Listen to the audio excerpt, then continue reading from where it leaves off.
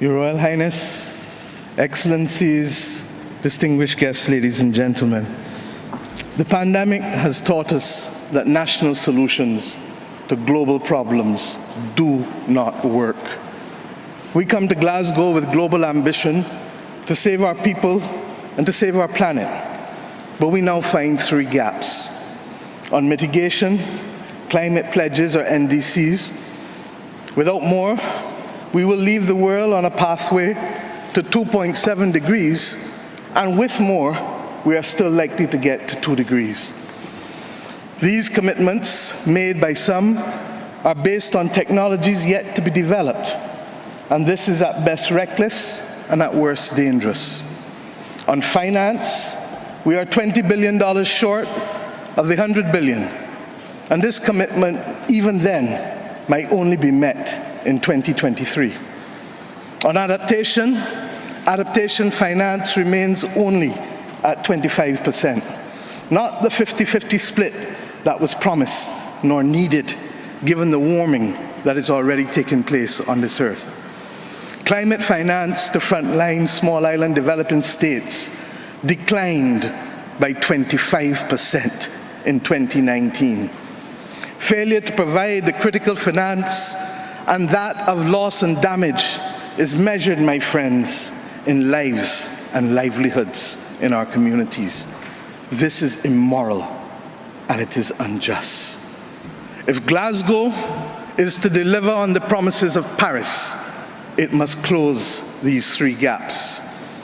So I ask to you, what must we say to our people living on the front line in the Caribbean, in Africa, in Latin America, in the Pacific, when both ambition and regrettably some of the needed faces at Glasgow are not present?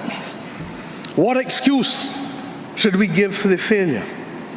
In the words of that Caribbean icon, Eddie Grant, will they mourn us on the front line?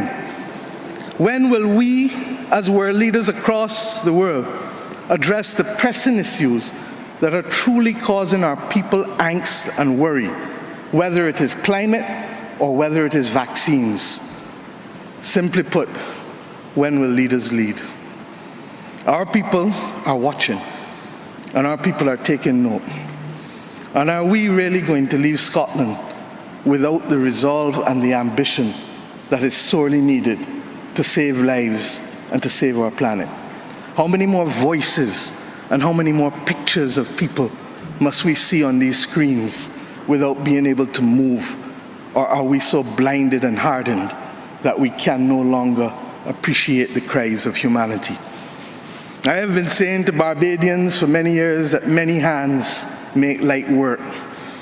Today, we need the correct mix of voices, ambition, and action. Do some leaders in this world believe that they can survive and thrive on their own? Have they not learned from the pandemic?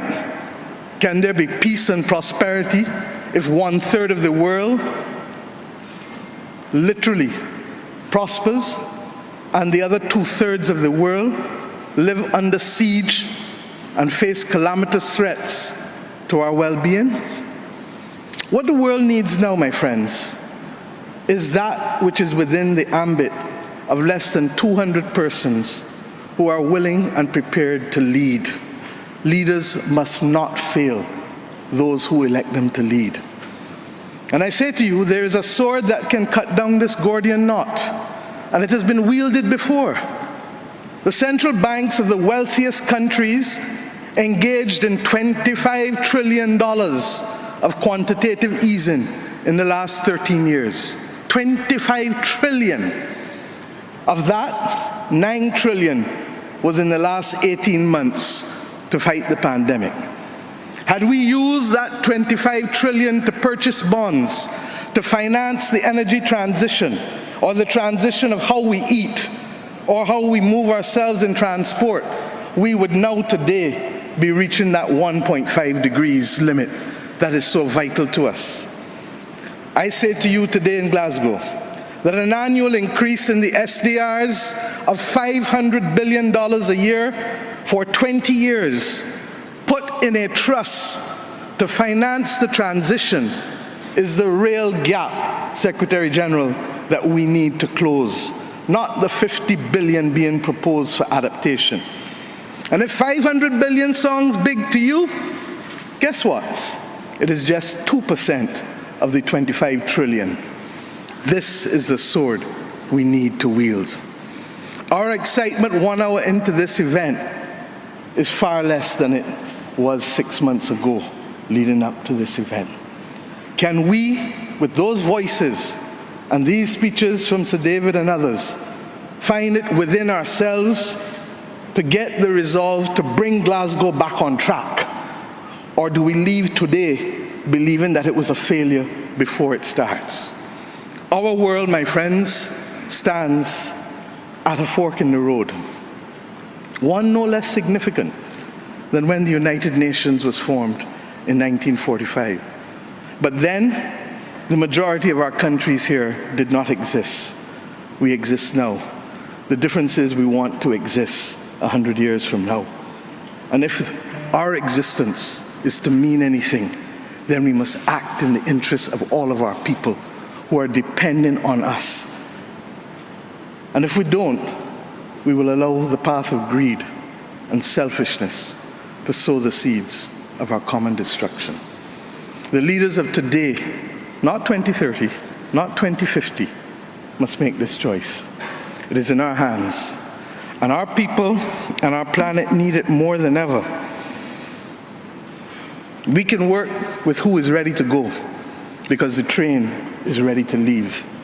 And those who are not yet ready, we need to continue to ring circle and to remind them that their people, not our people, but their citizens, need them to get on board as soon as possible. Code red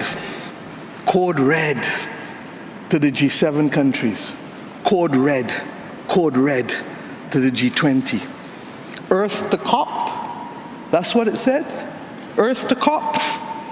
For those who have eyes to see, for those who have ears to listen, and for those who have a heart to feel, 1.5 is what we need to survive.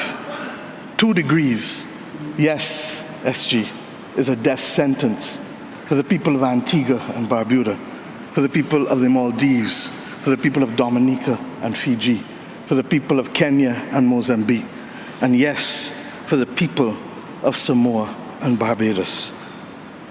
We do not want that dreaded death sentence. And we've come here today to say, try harder,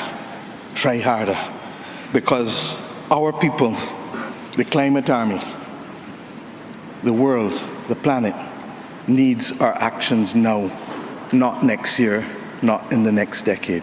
Thank you.